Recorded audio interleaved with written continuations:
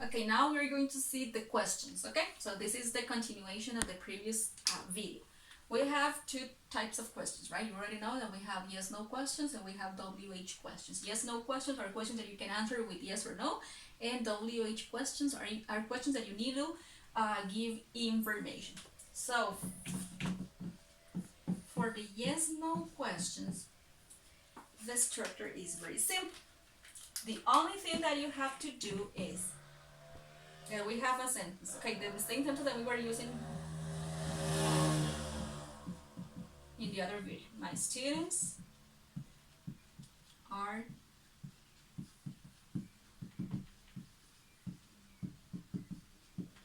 watching a video. Okay, that is an affirmative sentence. But what happens if I want to ask if están mis estudiantes viendo un video as a question, because I need to know if they are watching a video?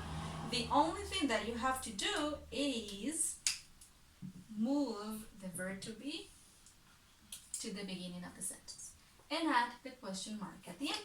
So the structure would be verb to be at the beginning, am, is, or are, plus the subject, plus the main verb with ing, plus the complement and question mark. You always need to add the question mark. If you move the verb to the beginning and you don't add the question mark, that is an incorrect sentence. Okay, you need to write the question mark. So this sentence as a question would be, are my students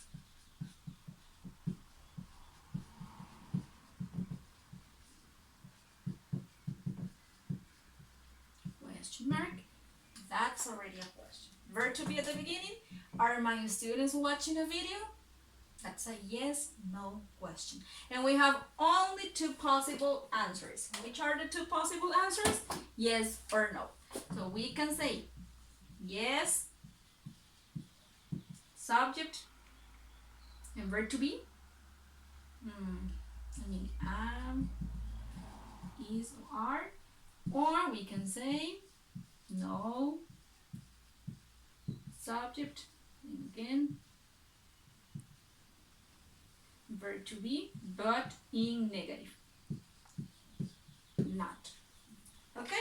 So we can say, are my students watching a video? Yes, they are.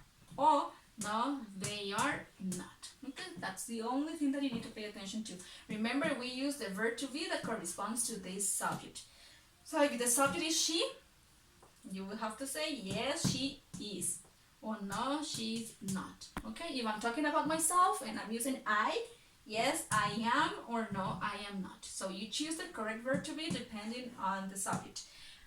But also, like a clue for you to know which verb to be to use, it will be to see the one that you use in the question. Sorry. If you use are in the question, usually the answer will be with are. If you use is in the question, you will have to use is in the answer. So just pay attention to who is the subject and choose the correct verb. Okay, so these are yes, no questions. But as I said at the beginning, we also have WH questions or information questions. Let's see if you have enough space here.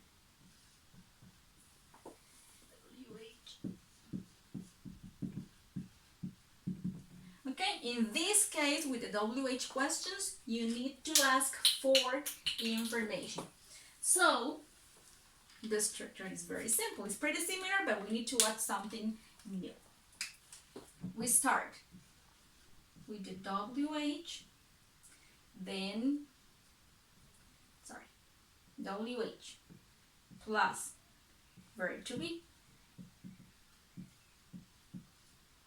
plus the subject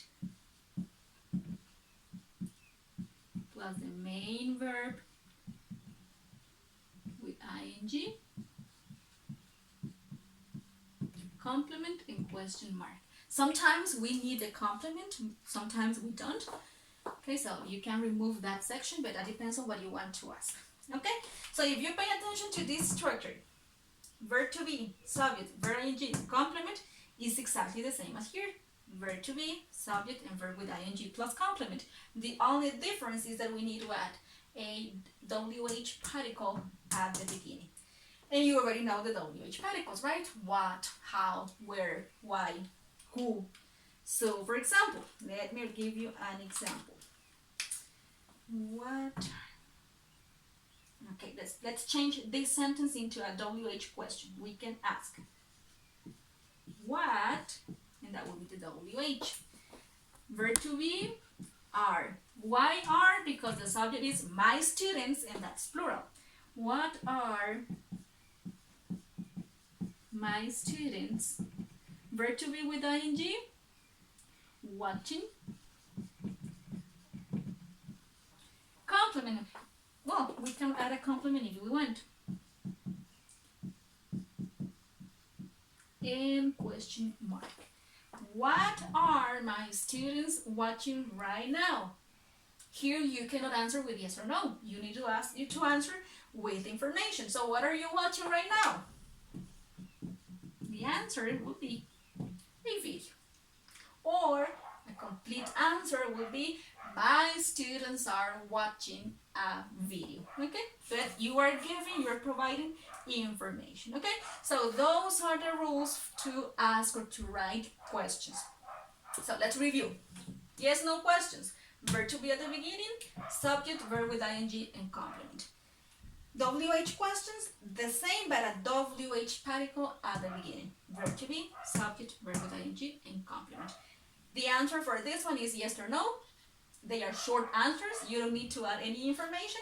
And the answer for this one is information. Okay, so you need to write or to say a complete sentence. Provide information. Okay.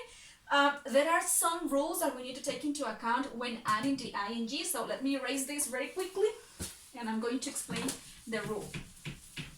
Guys, remember that in the book, on page 53, you have a chart with these structures, okay? And there you have more examples. So you can go to page 53 and see the examples. Okay, this is important. Rules for adding the ing.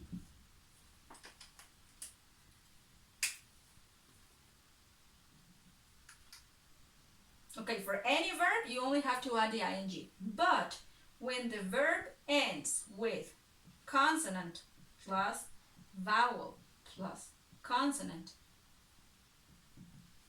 in the stressed syllable,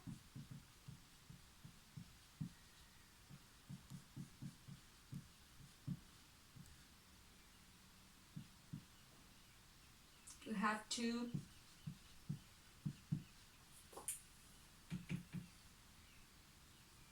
duplicate.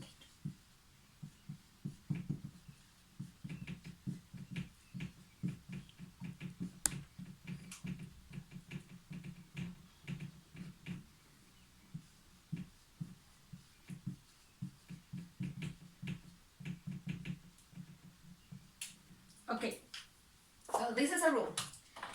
When you have a verb, when you have the main verb and you need to add the ing, but this verb ends with consonant, vowel, consonant, and that consonant, vowel, consonant is in the stressed syllable, you need to duplicate the last consonant before adding the ing.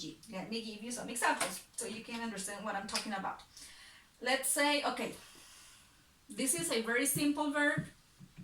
It has only one syllable, so of course that syllable is a stressed syllable. We have consonant, vowel, consonant. So before adding the ing, you need to duplicate the last consonant, and then you add the ing. So I can say, I am running in the park, but we need to add double N. Let me think about another example. In a bigger verb.